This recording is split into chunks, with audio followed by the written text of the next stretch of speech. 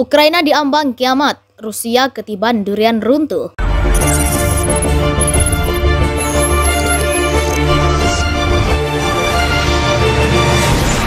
Republik Rakyat Luhansk di Ukraina Timur kemungkinan akan segera menggelar referendum untuk memastikan berpisah dan menyatakan diri bergabung dengan Rusia. Rencana pemungutan suara itu diungkapkan oleh pemimpin Luhansk, Leonid Pasechnik, pada Minggu 27 Maret 2022 seperti dikutip media berita wilayah pemberontak tersebut. Saya kira dalam waktu dekat ini akan diadakan referendum di wilayah Republik, kata Pasechnik dilansir dari Reuters, Senin 28 Maret. Pasechnik menambahkan rakyat akan menggunakan hak konstitusional utama mereka. Rakyat akan menggunakan hak konstitusional mereka apakah akan bergabung dengan Federasi Rusia, jelasnya. Sebelumnya Rusia pada Februari 2022 memberikan pengakuan bagi Luhansk dan Donetsk sebagai negara merdeka. Serupa dengan Luhansk, Donetsk menyatakan diri sebagai republik. Tidak lama setelah memberi pengakuan pada kedua wilayah tersebut, Rusia memerintahkan pengerahan pasukan yang disebutnya sebagai operasi penjagaan perdamaian di kawasan tersebut. Selain itu, Rusia juga mengirimkan puluhan ribu tentara ke Ukraina untuk melaksanakan gerakan yang disebutnya operasi khusus. Hal itu dilakukan untuk melemahkan kemampuan militer negara tetangganya itu, serta mengenyahkan orang-orang yang menurutnya merupakan nasionalis berbahaya. Namun tentara Ukraina melakukan perlawanan keras terhadap pasukan Rusia. Sementara negara-negara barat telah menjatuhkan sanksi besar-besaran terhadap Rusia dalam upaya memaksa negara itu menarik pasukannya dari Ukraina.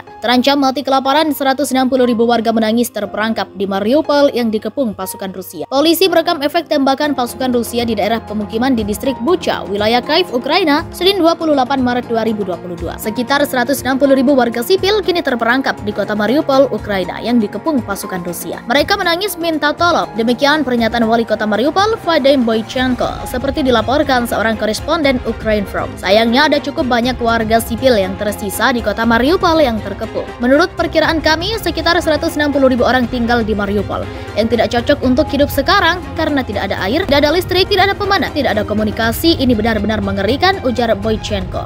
Penghinaan yang dihadapi setiap penduduk Mariupol hari ini karena pendudukan Rusia tidak mungkin diungkapkan dengan kata-kata, kata Boychenko. Menurutnya, warga Mariupol perlu dievakuasi dan harapan ini tidak pupus. Kami hidup dengan harapan ini. Sekarang, misalnya 26 bus menunggu untuk pergi ke Mariupol untuk tujuan evakuasi.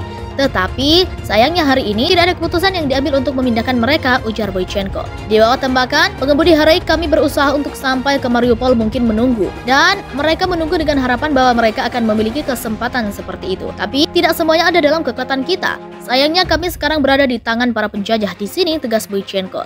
Seperti banyak orang Ukraina, Boychenko menyatakan harapan bahwa teman dan mitra Eropa akan membantu mengatur evakuasi warga sipil dari Mariupol. Seperti diketahui, agresi Rusia telah menyebabkan bencana kemanusiaan di Mariupol. Pasukan Rusia membombardir warga sipil tak bersenjata dan memblokir bantuan kemanusiaan. Sebanyak 143 anak tewas dan 216 terluka sejak Rusia memulai invasi ke Ukraina pada 24 Februari. Demikian pernyataan Komisaris Hak Asasi Manusia Verkhovna, Rada Lyudmila Denisova dalam sebuah pernyataan yang diterbitkan di Telegram pada pukul 8.00 pada 28 Maret 2022. Menurut daftar tunggal penyelidikan pra persidangan dan sumber lain yang perlu diverifikasi, 143 anak telah terbunuh dan 216 anak terluka sejak invasi Rusia ke Ukraina dimulai, kata pernyataan itu. Ombudsman juga menambahkan bahwa tidak mungkin untuk menetapkan jumlah sebenarnya anak-anak yang tewas dan terluka dalam permusuhan karena fakta bahwa pasukan penduduk Rusia terlibat dalam pertempuran aktif di kota-kota Ukraina. Pada bagian lain, pasukan Rusia pada awal 28 Maret kembali menembaki kota Rubizhne di wilayah Luhansk, menewaskan sedikitnya 1 orang. Hal ini dikatakan Kepala Administrasi Militer Regional Luhansk, Serhiy Haidai, dalam sebuah pernyataan yang diposting di Telegram. Berita mengecewakan, pagi ini Rusia menembaki Rubizhne lagi.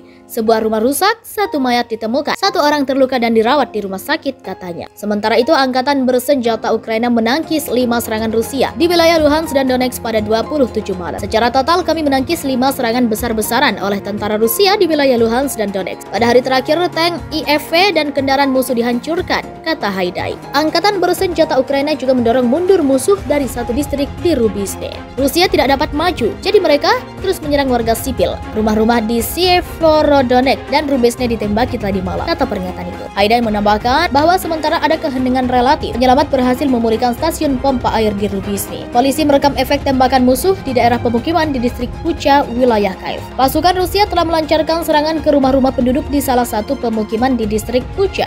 Penembakan itu menyebabkan kebakaran dan penghancuran rumah-rumah penduduk. Demikian bunyi pernyataan yang dibuat oleh Polisi Nasional Ukraina di Facebook. Sebelumnya, militer Rusia menembaki fasilitas infrastruktur sipil di salah satu desa dengan mortir, menyebabkan beberapa bangunan rusak. Polisi setempat terus merekam bukti penembakan Rusia terhadap fasilitas infrastruktur sipil di distrik Bucha. 6 orang terluka dan 20 rumah rusak akibat penembakan di Stepanivka dekat kota Kherson oleh penjajah Rusia. Pernyataan yang relevan dibuat oleh Dewan Kota Kherson, seorang koresponden Ukrinform melaporkan. Pada 28 Maret 2022, desa Stepanivka diserang, 6 orang terluka. 1 orang dibawa ke rumah sakit, 5 orang menderita luka pecahan peluru, kata laporan itu. Sekitar 20 rumah di desa tersebut rusak dan dibiarkan dengan jendela pecah, tembok dan pagar hancur. Sekarang komisi terkait sedang bekerja untuk menilai kompensasi atas kerugian yang diderita sesuai dengan program yang didukung oleh Dewan Kota. Republik Rakyat Luhansk di Ukraina Timur kemungkinan akan segera menggelar referendum untuk memastikan berpisah dan menyatakan diri bergabung dengan Rusia. Rencana pemungutan suara itu diungkapkan oleh pemimpin Luhansk, Leonid Pasechnik, pada Minggu 27 Maret 2022, seperti dikutip media berita wilayah pemberontak tersebut. Saya kira dalam waktu dekat ini akan diadakan referendum di wilayah Republik, kata Pasechnik, dilansir dari Reuters, Senin 28 Maret. Pasechnik menambahkan rakyat akan menggunakan hak konstitusional utama mereka. Rakyat akan menggunakan hak konstitusional mereka, apakah akan bergabung dengan Federasi Rusia, jelasnya. Sebelumnya, Rusia pada Februari 2022 memberikan pengakuan bagi Luhansk dan Donetsk sebagai negara merdeka. Serupa dengan Luhansk, Donetsk menyatakan diri sebagai republik. Tidak lama setelah memberi pengakuan pada kedua wilayah tersebut, Rusia memerintahkan pengerahan pasukan yang disebutnya sebagai operasi penjagaan perdamaian di kawasan tersebut. Selain itu, Rusia juga mengirimkan puluhan ribu tentara ke Ukraina untuk melaksanakan gerakan yang disebutnya operasi khusus. Hal itu dilakukan untuk melemahkan kemampuan militer negara tetangganya itu, serta mengenyahkan orang-orang yang menurutnya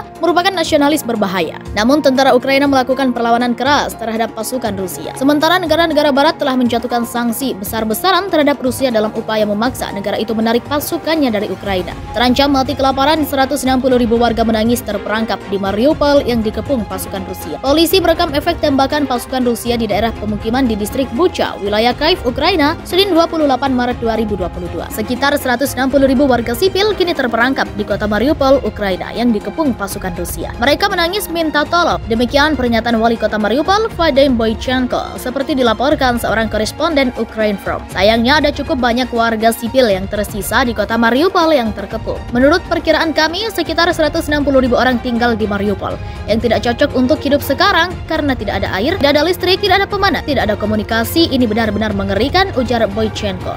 Penghinaan yang dihadapi setiap penduduk Mariupol hari ini karena pendudukan Rusia tidak mungkin diungkapkan dengan kata-kata, kata Boychenko. Menurutnya, warga Mariupol perlu dievakuasi dan harapan ini tidak pupus. Kami hidup dengan harapan ini. Sekarang, misalnya 26 bus menunggu untuk pergi ke Mariupol untuk tujuan evakuasi. Tetapi, sayangnya hari ini tidak ada keputusan yang diambil untuk memindahkan mereka, ujar Boychenko.